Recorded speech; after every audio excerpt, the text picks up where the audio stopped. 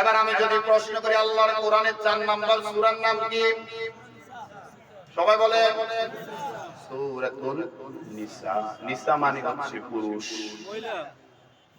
নিসা মানে কি? তার মানে মহিলাদের নামেও আল্লাহর কোরআনে সূরা আছে না নাই?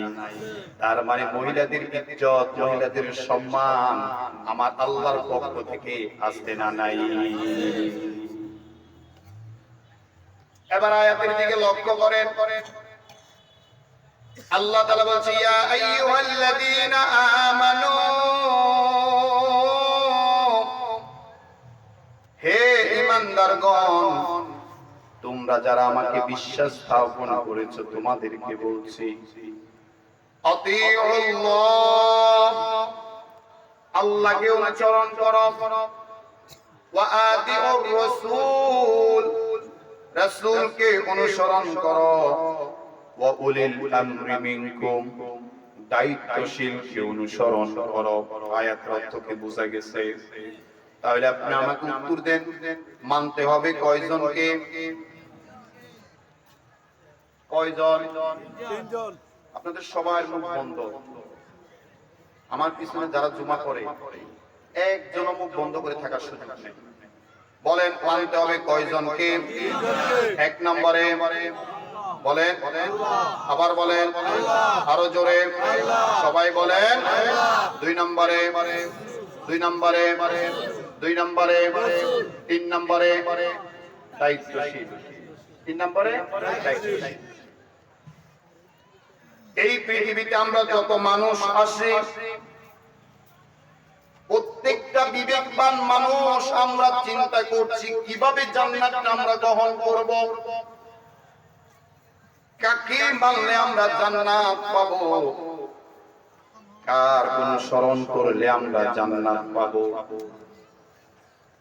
দোকানপাটে শান্তি নাই, রাস্তাঘাটে শান্তি নাই, চায়ের দোকানে শান্তি নাই, রাজনীতিতে শান্তি নাই, রাষ্ট্রের ভিতরে শান্তি নাই, এবং কি মসজিদে গেলেও শান্তি এখন আর খুঁজে পাওয়া যায় না।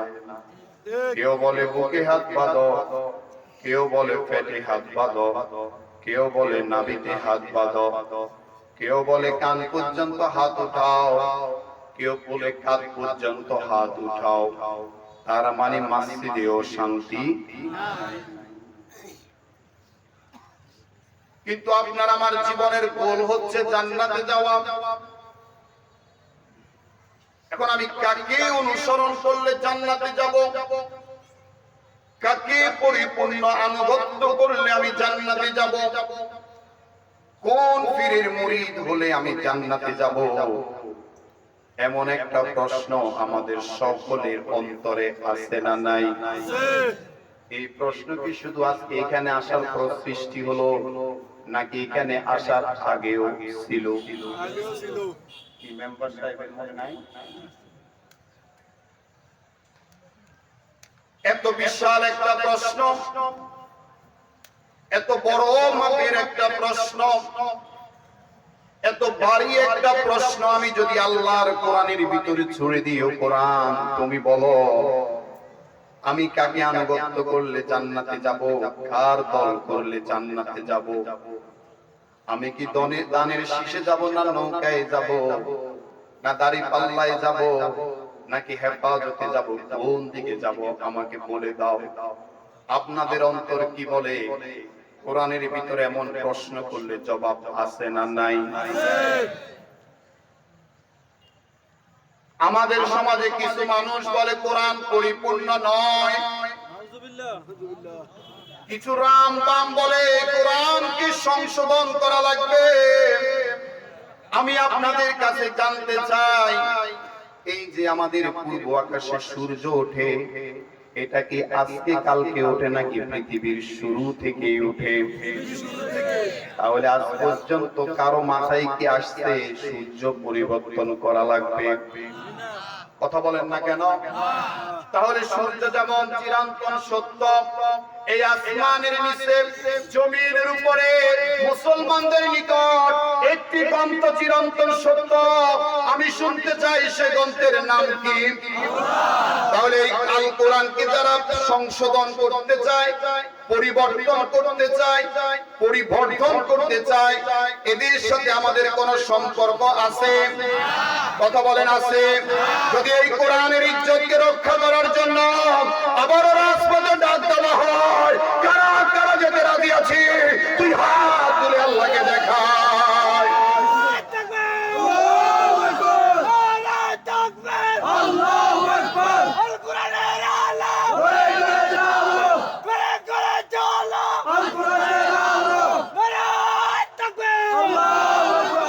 আল্লাহ কবুল করুক, বলেন আমিন।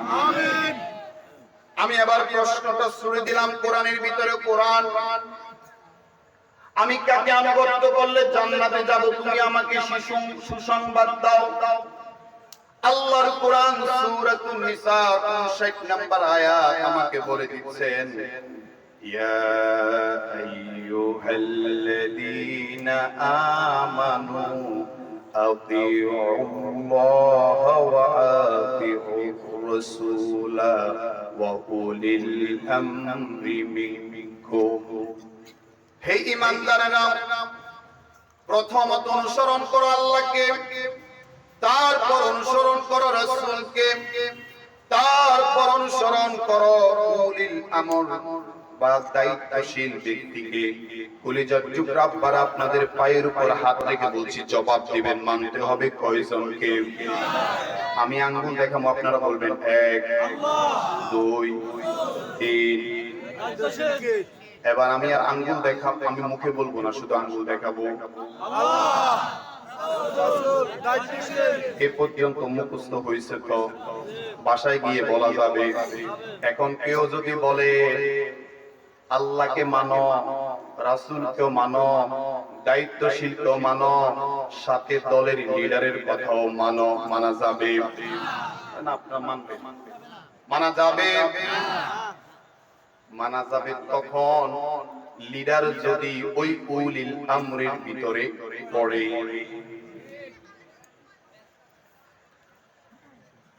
আমি আরেকবার প্রশ্ন করে সামনের দিকে যাব, কারণ আমার মূল পয়েন্ট এখানে।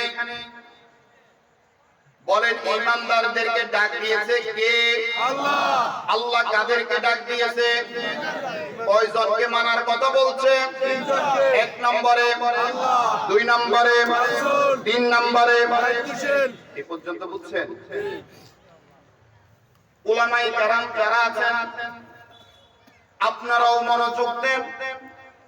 সাধারণ জেনারেল শিক্ষিত ইউনিভার্সিটি পড়ুয়া, কলেজ পড়ুয়া বাইরা, তোমরা যারা আছো তোমরাও মনোযোগ দাও। আল্লাহর কোরআনের আয়াতের দিকে আবার গভীর ভাবে তাকান আপনি। ইয়া আইয়ুহাল্লাযীনা আমানু আতিউল্লাহ ওয়া আতিউর রাসূলা ওয়া উলিল আমরি মিনকুম। বলেন তো আতিউ শব্দটা আছে কয়বার? বলেন, আতিউল্লাহ আছে না নাই? ওয়া আতিউর রাসূলা আছে না নাই? ওয়া উলিল আমরি মিনকুম এখানে আছে নাকি? হতে পারে আমার বাড়ি আপনার একেবারে কাছে, বাপ-দাদার কোন গল্প বলছি না, আল্লাহর কোরআনের তাফসীর ইবনে কাসির থেকে ধরে ধরে আমি আপনাকে বুঝাচ্ছি।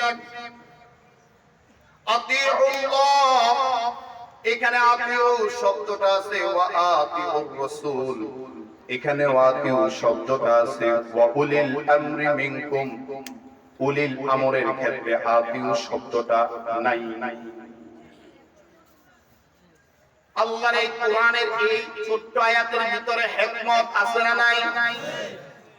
অন্তত 5টা তাফসীরের কিতাব গেড়েছি। তাফসীরে ফি জিলালিল কোরআন, তাফসীরে রুহুল মানি, তাফসীরে ইবনে কাসির, তাফসীরে তাবারি, তাফসীরে মাযহারি, 5টা তাফসীরের কিতাব আমি আমার এই ডান হাত দিয়ে ঘেটে ঘেটে দেখলাম।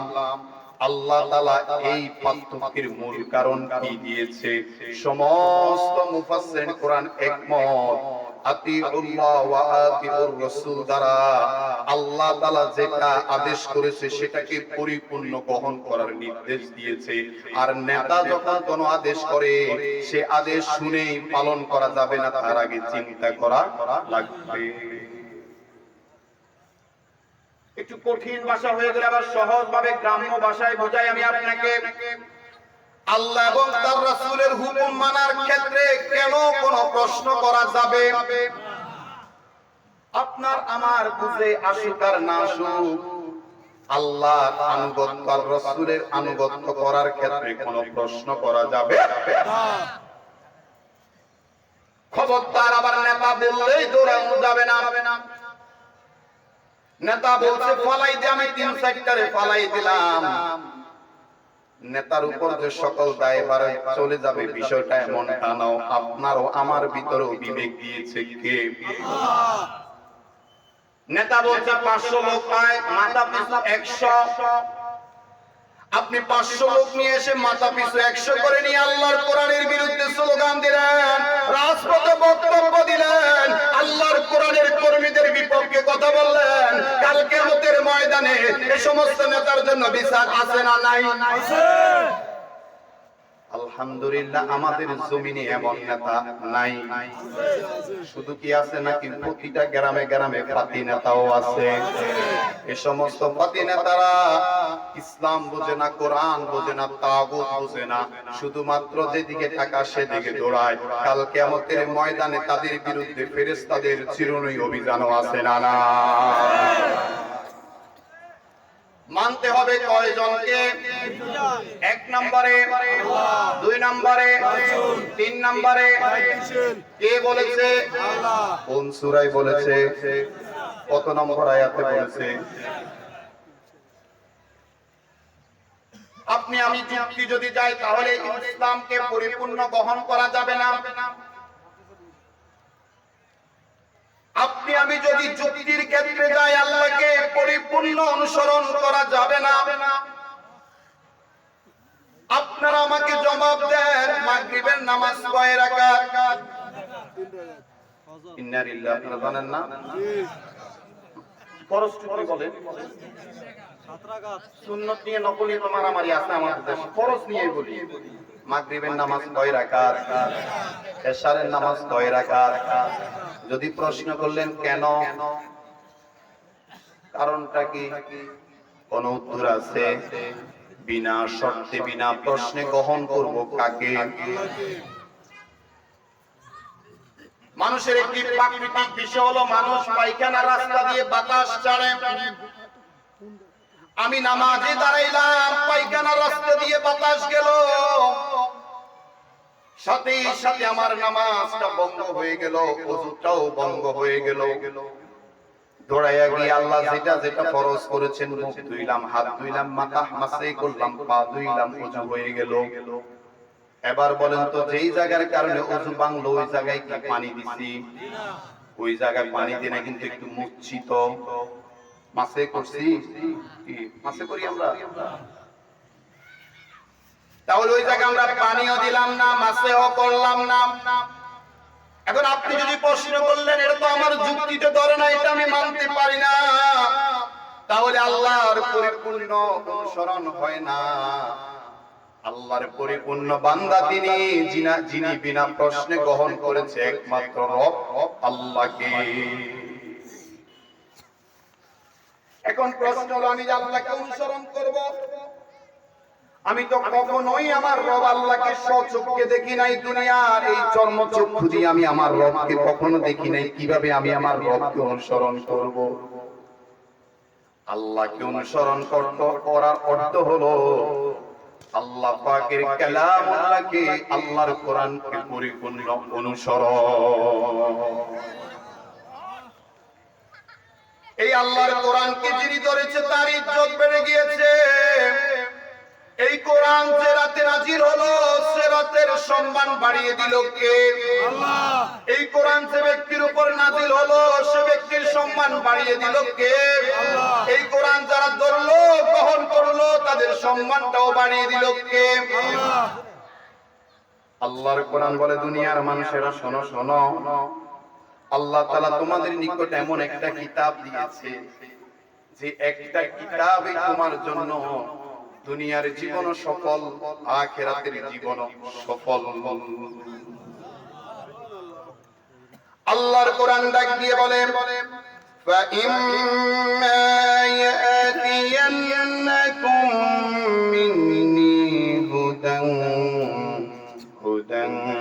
فَمَن تَبِعَ هُدَايَ فَلَا خَوْفٌ عَلَيْهِمْ وَلَا هُمْ يَحْزَنُونَ।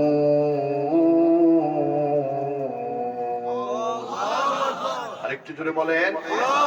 আমি আয়াতের অর্থটা বলার আগে একবার বলেন আল্লাহু আকবার। আল্লাহর কোরআন সূরাতুল বাকারার ভিতরে আল্লাহ তাআলা বলেন, ফাআম্মা ইয়াতিয়ান্নাকুম মিন্নি হুদান, আমার পক্ষ থেকে তোমাদের নিকট এমন একটা হেদায়েতের গ্রন্থ যাবে, ফামান তাবিয়া হুদায়া ফালা খাউফুন আলাইহিম ওয়ালা হুম ইয়াহজানুন। যে ব্যক্তি হেদায়েতের গ্রন্থটা ধরবে তার জন্য কোনো ভয় নাই, তার জন্য কোনো দুশ্চিন্তাও নাই।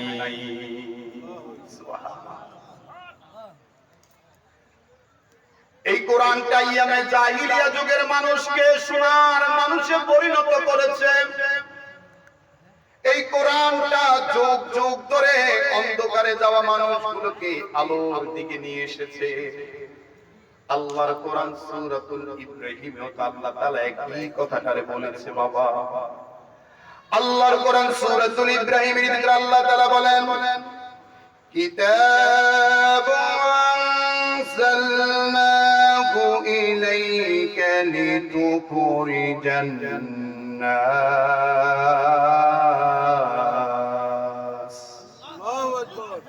লিতুখরিজান নাস মিনাল যুলুমাতি ইলান নূর।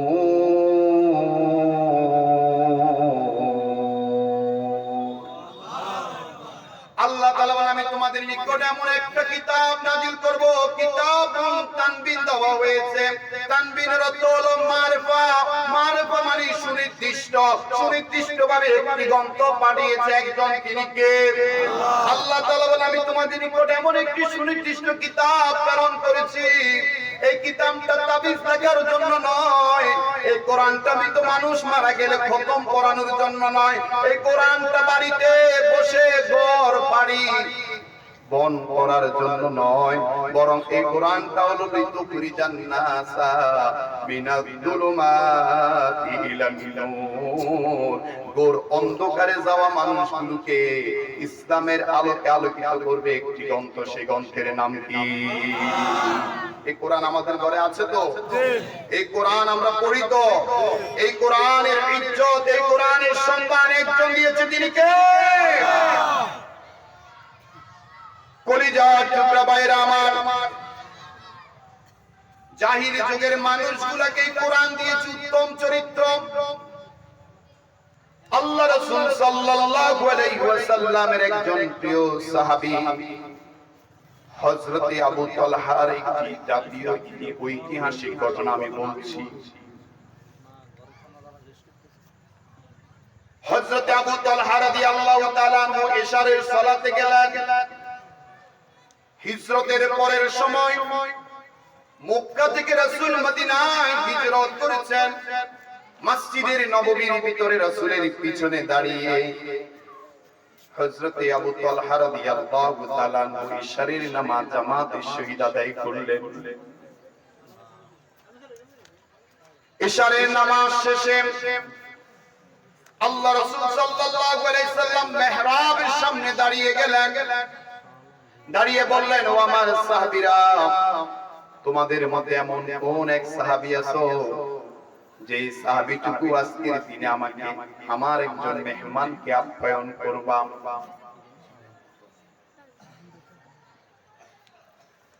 আল্লাহ রাসূল সাল্লাল্লাহু আলাইহি ওয়াসাল্লাম যখন মুখ থেকে বের করলেন মসজিদে নববীর ভিতরে এই কথাটা, কোন সাহাবী কোন উত্তর করে না, প্রতি উত্তর দেয় না। মসজিদের ডান কর্নার থেকে আল্লাহ রাসূলের একজন নিম্ন মধ্যবর্ত একজন সাহাবী দাঁড়িয়ে বলল, হযরত আবু তালহা রাদিয়াল্লাহু তাআলা ডাক দিয়ে বলল, ইয়া রাসূলুল্লাহ, আপনার আজকের দিনের এই মেহমানকে আমি মেহমানদারি করাইতে ইচ্ছুক। আল্লাহ রাসূলের সাহাবী আল্লাহ রাসূলের সেই মেহমানকে তার বাসায় নিয়ে গেলেন। স্ত্রী উম্মে সুলাইমকে ডাক দিয়ে বলেন, ও আমার প্রাণপ্রিয় স্ত্রী, ঘরে কি খাবার আছে খাবার বেড়ে দাও, আমি আল্লাহ রাসূলের মেহমানকে নিয়ে এসেছি। স্ত্রী উম্মে সুলাইম ডাক দিয়ে বলে, ও প্রাণপ্রিয় স্বামী, ঘরের মধ্যে অল্পটুকু খাবার আছে আমাদের দুইটা বাচ্চার জন্য, এছাড়া কোনো খাবার নাই। হযরত আবু তালহা রাদিয়াল্লাহু তাআলা আনহু ডাক দিয়ে বলেন, ও আমার স্ত্রী, স্বয়ং বিশ্ব নবীর মেহমান আমার ঘরে, তাকে কোনোভাবেই অপমানিত করা যাবে না। তুমি বাচ্চাদের মাথার উপর হাত বুলিয়ে ঘুমিয়ে দাও, আর ওই খাদ্যটুকু ওই খাবারটুকু মেহমানের জন্য সামনে নিয়ে আসো। বুদ্ধিমতী স্ত্রী উম্মে সুলাইম সাথে সাথে সন্তানদেরকে মাথার উপর হাত বুলিয়ে ঘুমিয়ে দিলেন। এবার স্বামী হঠাৎ মেহমানের সামনে খাবার নিয়ে যাবে, এমন সময় বুদ্ধিমতী স্ত্রী বলে, মেহমান যখন খাবে তখন তোমাকেও তো খেতে বলবে, কি করবা তখন? হযরত আবু তালহা রাদিয়াল্লাহু তাআলা আনহু ডাক দিয়ে বলে, ও স্ত্রী সুলাইম, হ্যাঁ আমি মেহমানের সামনে খেতে বসবো, মেহমানও খাবে, ঠিক ওই মুহূর্তে তুমি বাতিটা নিভাইয়া দিবা, আমি প্লেটের উপর হাতগুলো নাড়াচাড়া করব, মেহমান মনে করবে আমি খাচ্ছি। এভাবে আল্লাহ রাসূলের মেহমানকে মেহমানদারিত্ব করলেন হযরত আবু তালহা রাদিয়াল্লাহু তাআলা আনহু। সকালবেলা ফজরের নামাজে আযান হয়ে গেল, মসজিদে চলে গেল। আল্লাহ রাসূল সাল্লাল্লাহু আলাইহি ওয়াসাল্লাম নামাজ শেষে ডানে তাকায় বামে তাকায়, হযরত আবু তালহা রাদিয়াল্লাহু তাআলা আনহুকে খুঁজে। হযরত আবু তালহা রাদিয়াল্লাহু মসজিদের ডান পাশে বসে থেকে, ইয়া রাসূলুল্লাহ, এই তো আবু তালহা। আল্লাহ রাসূল ডাক দিয়ে বলে, কলিজার টুকরা সাহাবী আবু তালহা, কালকে রাতে তুমি কেমন মেহমানদারি করেছো আমার জানা নাই, তবে তোমার এই মেহমানদারিতে শুধু আসমান জমিন নয়, বরং গোটা আসমান জমিনের যিনি মালিক সে আল্লাহ তাআলা পর্যন্ত খুশি হয়ে গিয়েছে। সুবহানাল্লাহ। রাদিয়াল্লাহু আনহু ওয়া রাদু আনহু। আল্লাহ রাসূলের সাহাবীদের উপর আল্লাহ সন্তুষ্ট, তারাও তাদের রব আল্লাহর উপর সন্তুষ্ট। কলিজার টুকরা ভাইরা, মানতে হবে কয়জনকে? এক নম্বরে আল্লাহ, দুই নম্বরে রাসূল, তিন নম্বরে দায়িত্বশীল। আল্লাহ এবং তার রাসূলের মানার ব্যাপারে কোনো প্রশ্ন করা যাবে না। যে প্রশ্ন করে বুঝতে হবে তার ঈমানে দুর্বলতা আছে না নাই। কেন কোনো প্রশ্ন করা যাবে না? আল্লাহর বিধান 5 ওয়াক্ত নামাজে পড়তে হবে। আল্লাহর বিধান হারাম খাওয়া যাবে না, হারামের কাছেও যাওয়া যাবে না। আল্লাহর বিধান সুদ হারাম, সুদ হারাম। মসজিদের ইমাম সাহেব সুদ খাইলেও সুদ জায়েজ হবে না। অনেকে ফতোয়া দেয়, কয় ইমাম সাহেব সুদ খায়, অমুক তমুক প্রতিষ্ঠানে টাকা রাখছে, সেখান থেকে ইন্টারেস্ট আসে। শুধু পীর সাহেব শুনে রাখো, শুনে রাখো, শুনে রাখো, পীর নয়, মুরিদ নয়, যদি গোটা বিশ্ববাসী একসাথে সুদকে গ্রহণ করে, এরপরেও আল্লাহর আইন সুদ হারাম, এই হারামকে তো কোনোদিন হালাল করতে পারবে না। তাহলে বলেন, আল্লাহর আইন মানার ক্ষেত্রে কোনো প্রশ্ন করা যাবে না? অথচ আমাদের সমাজে এমন কিছু মানুষ আছে, নিজেরাই বসে বসে আল্লাহর আইন পাল্টায়া পালায়। কয়েকজনের মনে প্রশ্ন জাগছে, হুজুর আল্লাহর আইন আবার কেমনে পাল্টায়? আমাদের রাষ্ট্রের আইন হলো কেউ যদি চুরি করে তার জন্য জেলখানা আছে না নাই? এখন ইসলামের আইন হলো কেউ যদি চুরি করে তার হাত কেটে দেওয়া লাগবে। তাহলে আমি কি আল্লাহর আইন পরিপূর্ণ গ্রহণ করতেছি? ইসলামের আইন হলো কেউ যদি জেনা করে অবিবাহিত হয় তাকে দৌড়া দাও, আর যদি বিবাহিত নর এবং নারী জেনা করে তাকে পাথর নিক্ষেপ করে হত্যা করো। অথচ আমাদের দেশের সোনার ছেলেরা সতের উপর সেঞ্চুরি করে জেনাতে আজ পর্যন্ত কাউকে কি পাথর মারা হয়েছে? তার মানে আমরা কোরআন মানি, ইসলাম মানি, কিন্তু কোরআনের ভিতরের আইন আজও পরিপূর্ণ মানতে পারলাম। এখন কিছু মানুষ নিজেকে ইসলামকে বানিয়ে নিয়েছে দলীয় কার্যালয়।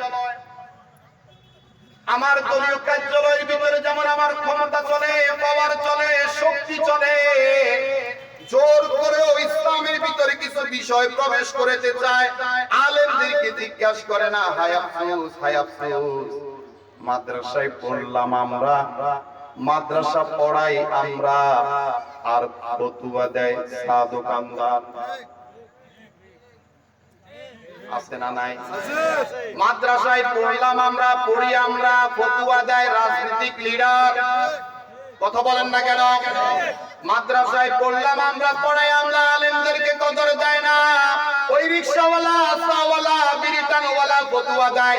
এর কারণ হয়েছে আলেমে আলেমে মারামারি করে, জাহেল ভিতর থেকে ফতুয়া দেয়। এই ফতুয়া দেওয়ার কারণে ইসলাম মুসলমান কোরআনের জন্য দুর্দশা।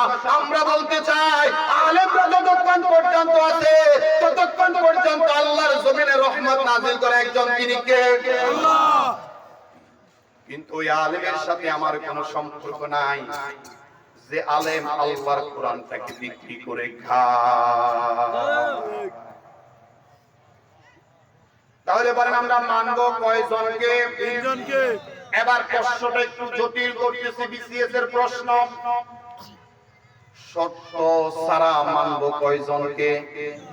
একজন হলো আল্লাহ, দ্বিতীয় হলো রাসূল। বুঝাতে পারতেছি?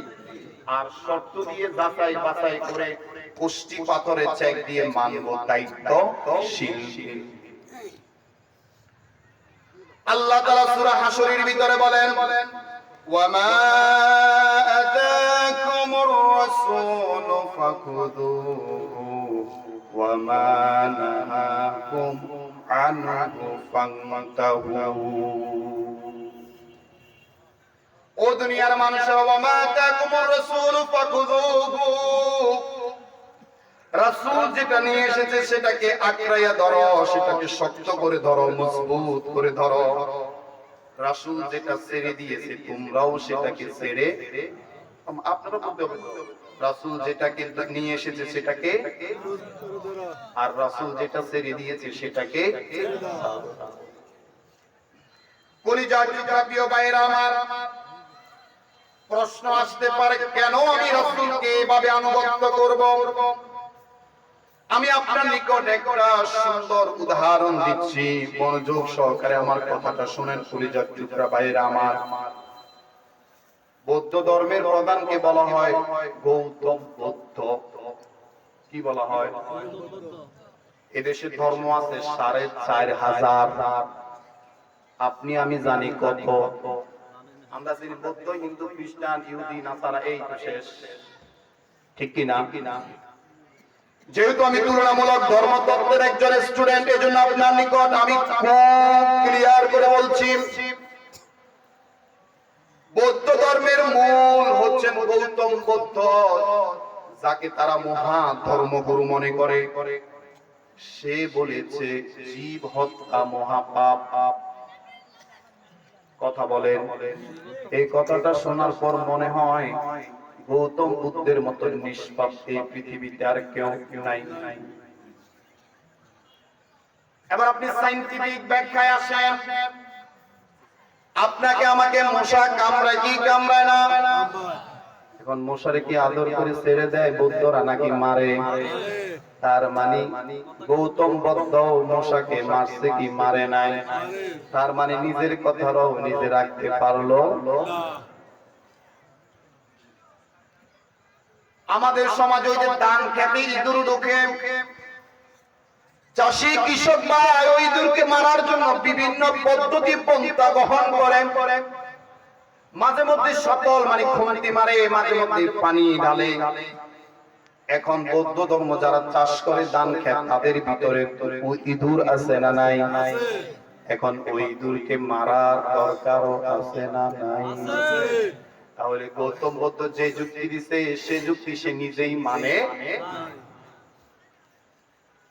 অথচ আমার রাসূল সাল্লাল্লাহু আলাইহি ওয়াসাল্লাম ১০০০ বছর আগে বলেছেন, যদি কোন ব্যক্তি আল্লাহর ঘর তওয়াফ করার উদ্দেশ্যে ইহরামের কাপড় বাঁধে, ওই ইহরামের কাপড় বাঁধাওয়ালা ব্যক্তি কখনো কোনো প্রাণী শিকার করতে পারবে না, অন্যজন শিকার করে তাকে দেখাইও দিতে পারবে না। এতটুকু বলেই কিন্তু হাদিসটা শেষ নয়। সহিহ তিরমিজি শরীফের হাদিস, লম্বা হাদিস। আল্লাহ রাসূল এরপরে বলছে ইল্লা খামসা, ৫ শ্রেণীর পশু পানি ব্যতীত। তার মধ্যে একটা হলো পাগলা কুকুর।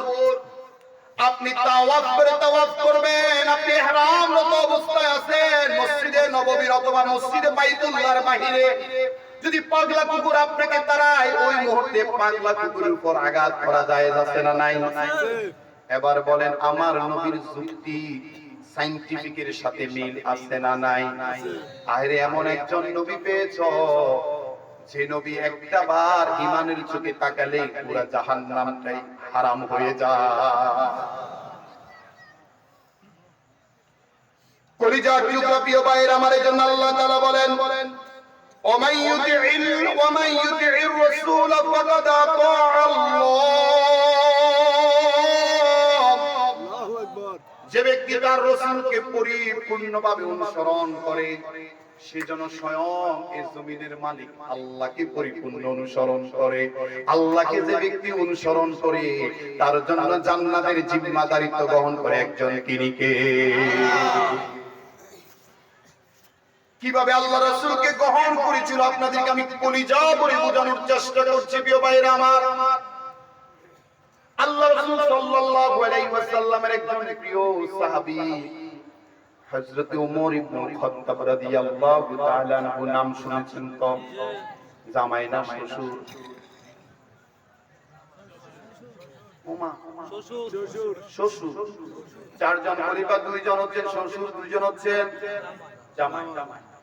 ইসলামের দ্বিতীয় খলিফা হযরত ওমর ইবনে খাত্তাব রাদিয়াল্লাহু তাআলা আনহু একদিন মসজিদে নববীর ভিতরে তাওরাত কিতাব মানে মুসা আলাইহিস সালাতু ওয়াস সালামের উপর যে কিতাব নাযিল হয়েছে ওই তাওরাত কিতাবের একটা পৃষ্ঠা পড়তেছে। আল্লাহ রাসূল সাল্লাল্লাহু আলাইহি ওয়াসাল্লাম পাশ দিয়ে গমন করছেন। এমন সময় আল্লাহ রাসূল দেখলেন আমারই শ্বশুর, আমারই সাহাবী, যাকে এত ভালোবাসি, সে আমার কোরআনটা না পড়ে তাওরাতের পৃষ্ঠা পড়ে, তাওরাতের উক্তি পড়ে। এমনটা যখন দেখলেন রাসূল একটু রাগান্বিত হলেন, ক্রোধ হলো রাসূলের ভিতরে। রাসূল এমনই রাগান্বিত হলেন, সুন্দর চেহারা কানা লাল টকবক হয়ে গেল। রাসূলের সুন্দর সুন্দর হরিণীর মতন দুইটি টানা টানা চোখ, বাঘের মতন চোখে বড় হয়ে গেল। এই অবস্থাটা দূর থেকে লক্ষ্য করতেছে আল্লাহ রাসূলের আরেক শ্বশুর হযরত আবু বকর রাদিয়াল্লাহু তাআলা আনহু। হযরত আবু বকর রাদিয়াল্লাহু তাআলা আনহু দৌড়ায় এসে ওমরের কাছে বসলেন। বললেন ইয়া ওমর, তুমি কি লক্ষ্য করো নাই আল্লাহ রাসূল তোমার তাওরাত পড়া দেখে রাগান্বিত হয়েছেন, কষ্ট পেয়েছেন, বেদনা পেয়েছেন? হযরত ওমর রাদিয়াল্লাহু তাআলা সাথে সাথে পৃষ্ঠাটাকে রেখে দিলেন, দৌড়াই আল্লাহর রাসূলের কাছে গেলেন। আল্লাহ রাসূল পিছনে তাকায় না, সামনের দিকে হাঁটে। ওমর রাদিয়াল্লাহু তাআলা বুঝতে পেরেছেন রাসূল আমার উপর অনেক বেশি কষ্ট পেয়েছেন। সাথে সাথে আল্লাহর কাছে দোয়া করলেন, আল্লাহুম্মা ইন্নী আউযু বিকা মিন গাদাবিল্লাহ ওয়া মিন গাদাবির রাসূল। ওগো আল্লাহ, আপনার কোর থেকে এবং আপনার রাসূলের কোর থেকে আমি আশ্রয় চাই। হযরত ওমর রাদিয়াল্লাহু তাআলা একটা দৌড় দিয়ে রাসূলকে পিছনে ফেলে সামনে গিয়ে আবার রাসূলের দিকে ফিরে দাঁড়াইলেন। বললেন ইয়া রাসূলুল্লাহ ওয়াল্লাযী নাফসি বিয়াদিহি, ওই আল্লাহর শপথ যার হাতে আমার প্রাণ, আমি আপনাকে কষ্ট দেওয়ার জন্য, রাগান্বিত করার জন্য এই কাজটা করি নাই। এমনি আমার সামনে পৃষ্ঠাটা পড়েছে, দেখলাম আর কি লিখছে। রাসূল করিম সাল্লাল্লাহু আলাইহি ওয়াসাল্লাম কোনো কথা বলছেন না, ওমরের দিকে তাকিয়ে রয়েছেন এক পলকে। হযরত ওমর ইবনে খাত্তাব রাদিয়াল্লাহু তাআলা আনহু এবার ডাক দিয়ে বলেন ইয়া রাসূলুল্লাহ রাদিতু বিল্লাহি রাব্বান ওয়া বিল ইসলামি দীনান ওয়া বিমুহাম্মাদিন সাল্লাল্লাহু আলাইহি ওয়াসাল্লাম নাবিয়্যান ওয়া রাসূলা। পারেন না? পারেন সবাই? একবার পড়েন রাদিতু বিল্লাহি রাব্বান ওয়া বিল ইসলামি দীনান ওয়া বিমুহাম্মাদিন সাল্লাল্লাহু আলাইহি ওয়াসাল্লাম নাবিয়্যান ওয়া রাসূলা। সবাইকে একবার আল্লাহর নাম দেওয়া যাবে, বলেন আল্লাহু আকবার। আরেকবার বলেন আল্লাহু আকবার। এই আকাশ জমিনকে প্রকম্পিত করে আল্লাহকে সাক্ষী রেখে বলেন আল্লাহু আকবার। হযরত ওমর ইবনে খাত্তাব রাদিয়াল্লাহু তাআলা আনহু ডাক দিয়ে বলেন ইয়া রাসূলুল্লাহ রাদিতু বিল্লাহি রাব্বান, আমি আমার আল্লাহকে রব হিসাবে পেয়ে আমি সন্তুষ্ট। ওয়া বিল ইসলামি দীনান, ইসলামকে আমার জীবন ব্যবস্থা হিসেবে পেয়ে আমি সন্তুষ্ট। ওয়া বিমুহাম্মাদিন সাল্লাল্লাহু আলাইহি ওয়াসাল্লাম নাবিয়্যান ওয়া রাসূলা, আর আপনাকে আমি আমার রাসূল এবং নবী পেয়ে আমি সন্তুষ্ট। আমি জানতে চাই ওমরের মতন এরকম সন্তুষ্ট আমরাও আছি নাকি নাই? কথা বলেন না, আছি না নাই? আমরা কি শুধু সন্তুষ্ট নাকি আমরা 16 আনাই সন্তুষ্ট? 14 আনা, 12 আনা, কত আনা? 16 আনা সন্তুষ্ট আমরা যারা আছি। আমরা একটা কথা বলতে চাই, তুমি আমাকে নিয়ে গালি দাও, আমার বাপ দাদাকে নিয়ে গালি দাও, কিন্তু আমার আল্লাহ এবং রাসূলের বিরুদ্ধে কোনো গালি আমরা সহ্য করে নিব না।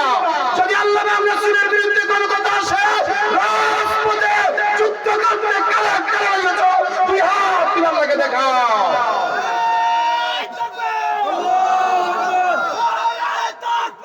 আল্লাহু আকবার। ইসলামের শত্রুরা হুশিয়ার সাবধান, হুশিয়ার সাবধান, ইসলামের শত্রুরা নারায়ে তাকবীর। আল্লাহু আকবার। কলিজার টুকরা ভাইরা আমার, আল্লাহ তাআলা ডাক দিয়ে বলেন রাদিতু বিল্লাহি রাব্বান ওয়া বিল ইসলামি দীনান ওয়া বিমুহাম্মাদিন সাল্লাল্লাহু আলাইহি ওয়াসাল্লাম নাবিয়্যান ওয়া রাসূলা।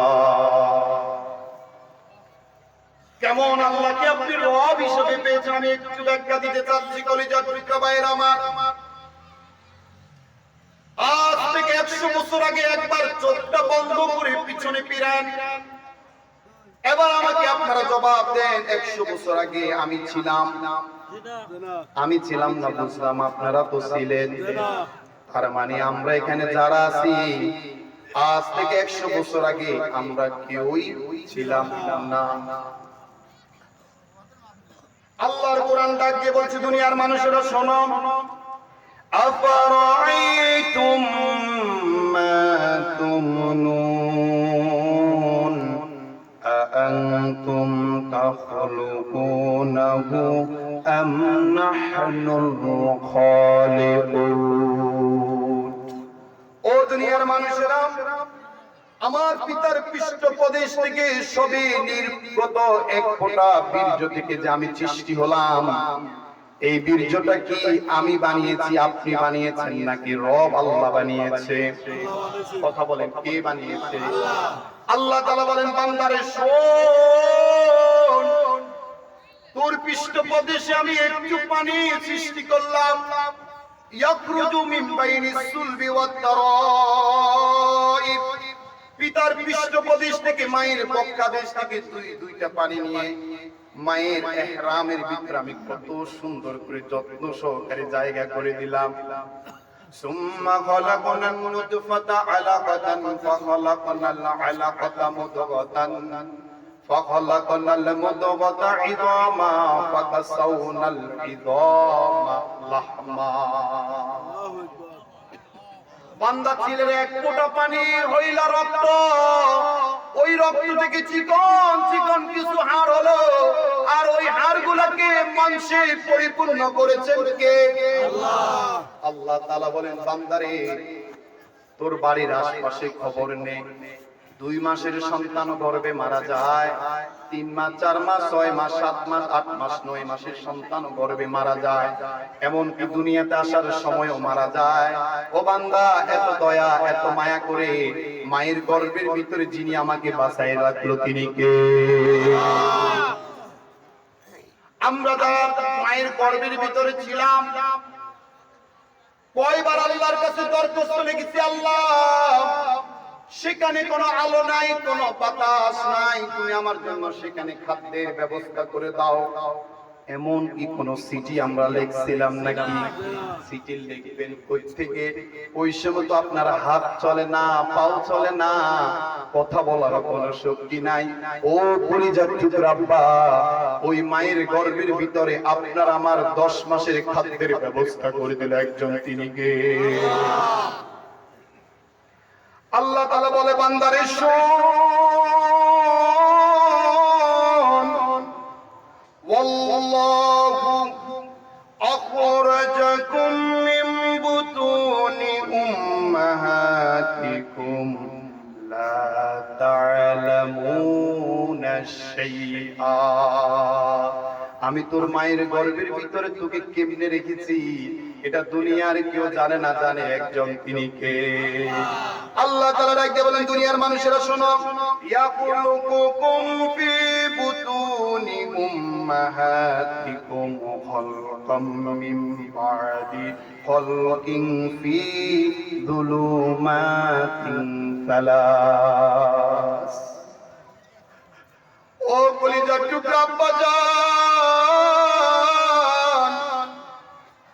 ও কলিজার টুকরা আমার ভাইরা, আল্লাহর কোরআন বলছে, বান্দারে মায়ের গর্ভের ভিতরে আমি এমনি এমনি রাখি নাই, 3-3টা আবরণ দিয়া, 3-3টা পর্দা দিয়া, ওই নিরাপদ নির্ময় জায়গার ভিতরে আপনাকে আমাকে বাঁচাইয়া রাখছে কে?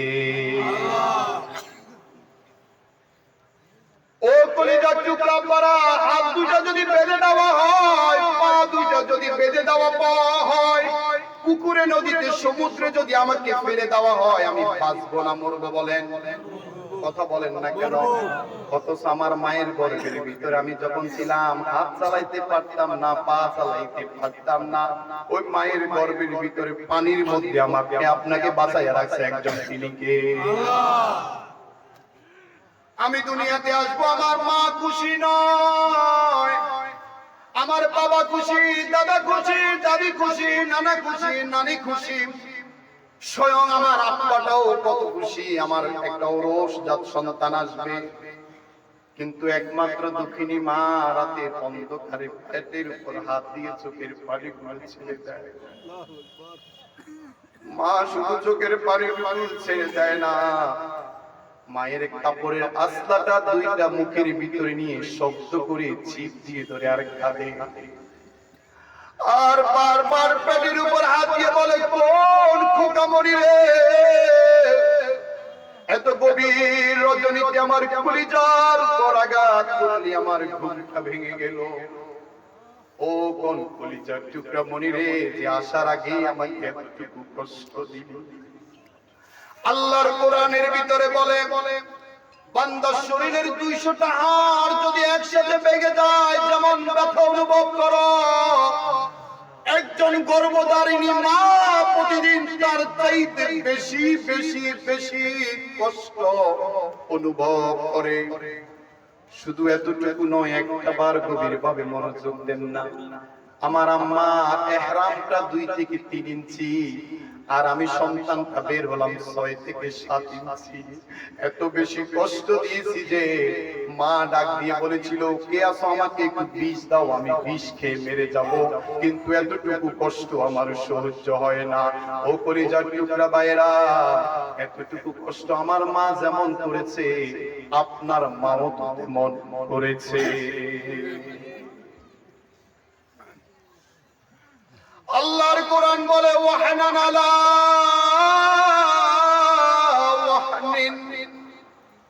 ও বান্দা, একবার নয়, দুইবার নয়, লক্ষ লক্ষ কোটি কোটি বার মাকে কষ্ট দিয়েছি।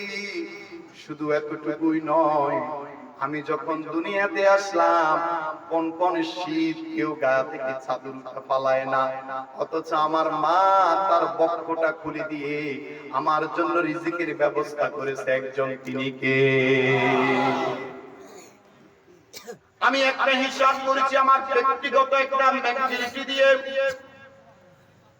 আমার মা আমার যতদিন পর্যন্ত বুঝ হয় না, এমন কোনদিন যায় নাই আমাকে গোসল করাইয়া দেয় নাই, এমন কোনদিন যায় নাই যেদিন 3 বেলা আমাকে খাওয়াই দেয় নাই, এমন কোনদিন যায় নাই যেদিন মা আমি পায়খানা করার পর পরিষ্কার করে দেয় নাই। এমন কলিজার টুকরা মা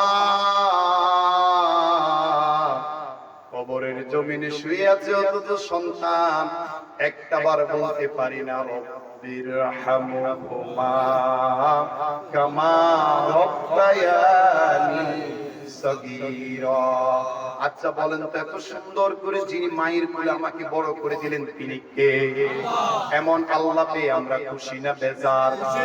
আমি কেমন রাসূল পেলাম, যে রাসূল আমার জন্য বদরের প্রান্তরে যুদ্ধ করেছে, উহুদের প্রান্তরে যুদ্ধ করেছে, তাবুকের প্রান্তরে যুদ্ধ করেছে, অথচ আমাদের সমাজে ইসলামী আন্দোলন কর্মীরা যখন ইসলামের ঝান্ডা উত্তোলন করে কিছু রাম এবং বাম বলে এরা নাকি মৌলবাদ, সন্ত্রাসবাদ, জঙ্গিবাদ। আমি বলতে চাই ইসলামী আন্দোলনের সাথে সন্ত্রাসবাদের কোনো সম্পর্ক নাই।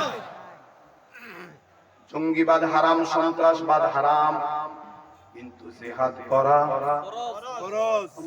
জিহাদ করা বুঝলাম ফরজে কিফায়া, কি ফরজে আইন। এই মাসালা দেই ফরজে কিফায়া মনে রাখা লাগবা, মনে রেখে লাগবা। ওয়াজাহিদু ফি সাবিলিল্লাহ, আল্লাহর রাস্তায় জিহাদ করা মূর্তে মুজাহিদের আদর্শ। ইসলাম এবং মুসলমানের জন্য ওই রামবাম ভারতের আগ্রাসন থেকে আমার মাতৃভূমিকে হেফাজত করার জন্য আবার যদি ৭১-এর মতন যুদ্ধের আহ্বান আসে, কারা কারা রাজপথে নামতে আসছে, দুই হাত তুলে আল্লাহকে দেখাও। লিল্লাহি তাকবীর। আল্লাহ তাআলা কবুল করুক, বলেন আমিন। মনে আছে হযরত ওমর রাদিয়াল্লাহু তাআলা আনহু বলছিল, রাদিতু বিল্লাহি রাব্বান ওয়া বিল ইসলামি দীনান ওয়া বিমুহাম্মাদিন সাল্লাল্লাহু আলাইহি ওয়াসাল্লাম নাবিয়্যান ওয়া রাসূলা। কেমন ইসলাম পেলাম?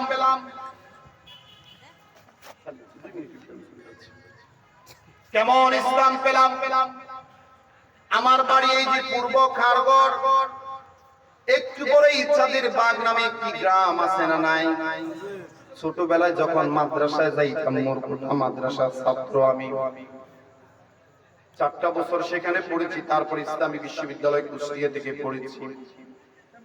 একদিন দেখলাম আমি একজন হিন্দু মারা গেল মোরকুটার ওই সীতাখলার ভিতরে, তাকে পুরার জন্য নিয়ে আসা হলো। ছোট মানুষ, মনের কৌতূহল থেকে জানার জন্য দাঁড়িয়ে থাকলাম।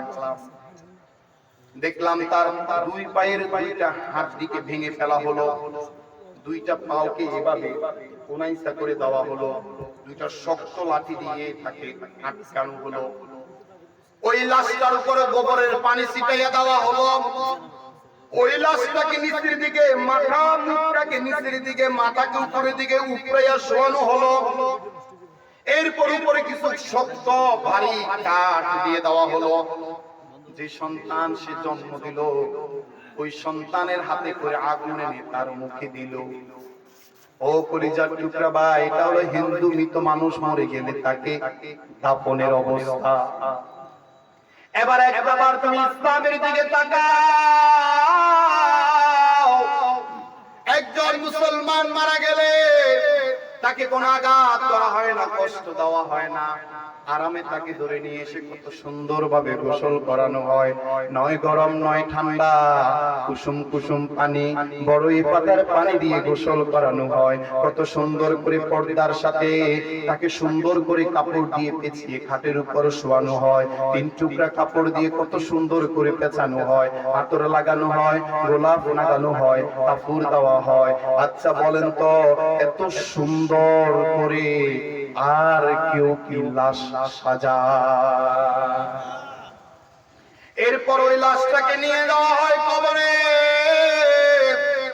এর আগে 3টা মানুষ কবরে নেমে যায় আর মুখ দিয়ে বলে মিনহা খালাকনাকুম ওয়া ফিহা নুঈদুকুম ওয়া মিনহা নুখরিজুকুম তারাতান উখরা। এমন ইসলাম পেয়ে আমরা খুশি না বেজার? খুশি না বেজার? শুধু কি খুশি নাকি মহা খুশি?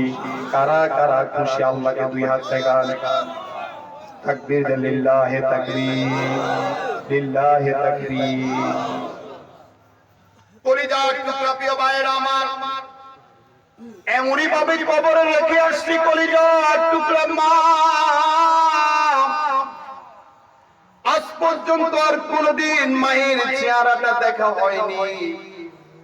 মায়ের চেহারাটা আজ পর্যন্ত আর কোনদিন দেখা হয়নি। ও মা, তুমি কেমন আছো আজ পর্যন্ত জিজ্ঞেস করি নাই, জিজ্ঞেস করতেও তো পারি নাই। মা যদি আজকে বেঁচে থাকতো, ওয়াজ থেকে যাইয়া ঘরের দরজাটা খুলে মাকে জড়িয়ে ধরতাম। মায়ের ওই কপালে 2টা চুমু খেয়ে বলতাম, মা গো, কত অন্যায় করেছি, মাফ করে দাও গো মা। আরে কলিজার টুকরা বাবারা আমার, কলিজার টুকরা ভাইরা আমার, আমাদের অনেকেরই মা বাবা কবরে আছে না নাই? আল্লাহ রাসূল সাল্লাল্লাহু আলাইহি ওয়াসাল্লাম বলেন, ইদা মাতা বানি আদামিন ক্বাতা আনহু আমালুহু। যদি কোন মানুষ মারা যায় তার সমস্ত আমলগুলো বন্ধ হয়ে যায়, ইল্লা মিন সালাস, তবে 3টা আমল তার চলমান থাকে।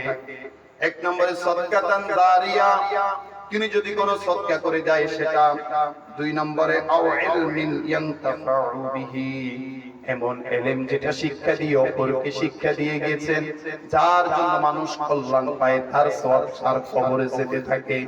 3 নম্বরে আল্লাহ রাসূল বলেন, আও ওয়ালাদিন সালিহিন ইয়াদউ লাহু,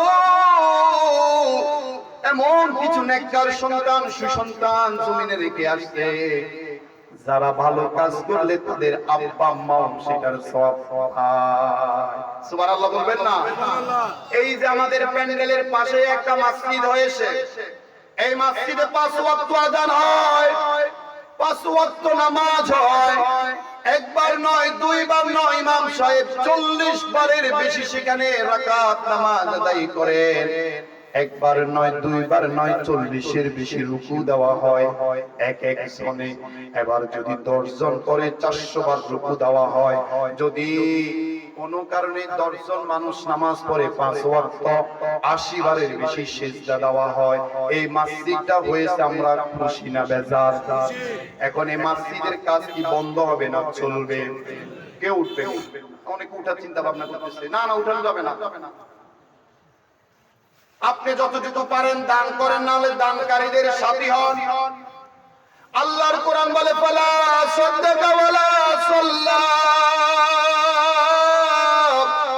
ওয়ালাকিন কাযযাবা ওয়া তাওয়াল্লা সুম্মা যাহাবা ইলা আহলিহি ইয়াতামাত্তা। কাল কিয়ামতের ময়দানে কিছু মানুষকে জাহান্নামে নেওয়া হবে। ফেরেশতারা বলবে আল্লাহ তাদের অপরাধ কি? আল্লাহর কোরআন বলে ফালা সাদ্দাকা ওয়ালা সাল্লা, যারা সত্য কথা বলেছে তারা সত্যবাদীদের সাথে ছিল না, যারা সত্যের পক্ষে কাজ করেছে তারা সত্যের পক্ষে ছিল না। ওয়ালা সাল্লা, তাদের বাড়ির পাশে মসজিদ ছিল তারা নামাজ আদায় করে নাই। ওয়াল তাফাতিস সাকু বিসাক, তার দুইটা পাওকে আজকে বেঁধে ফেল, তার দুইটা হাতকে বেঁধে ফেল, পা হাত মাথা তিনটাকে অত্র করে পোটলা বেঁধে লাঠি দিয়ে তাকে জাহান্নামে ফেলা। আমরা কি জান্নাতে যেতে চাই? কথা বলে জান্নাতে যেতে চাই? কলিজার টুকরা ভাইরা আমার, আল্লাহর কোরআন কয়টা? তোমার কথা বলেন, আল্লাহর কোরআন কয়টা? মানতে হবে কয়জনকে? 1 নম্বরে, 2 নম্বরে, 3 নম্বরে দায়িত্বশীল। এখন আল্লাহর কোরআন কয়টা? এই কোরআনে পারা আছে কয়টা? তাহলে আমি এমন একজন ব্যক্তি চাই যে আল্লাহর কোরআনে 30টা পারা আমি 30,000 টাকা মসজিদের জন্য দিব। নাই একজন ব্যক্তি চাই যে ব্যক্তিরা বলবে হুজুর আমার আম্মা দুনিয়ার জমিন থেকে চলে গিয়েছে, আমার আব্বা দুনিয়ার জমিন থেকে চলে গিয়েছে, আল্লাহর কোরআনটা আল্লাহ তাআলা রেখে গেছে, এই কোরআনের ভিতরে 30টা পারা আছে, আমি 30,000 টাকায় মসজিদের জন্য দিলাম। আল্লাহ তাআলা আমার আব্বা আম্মার কবরের আযাবগুলো যেন মাফ করে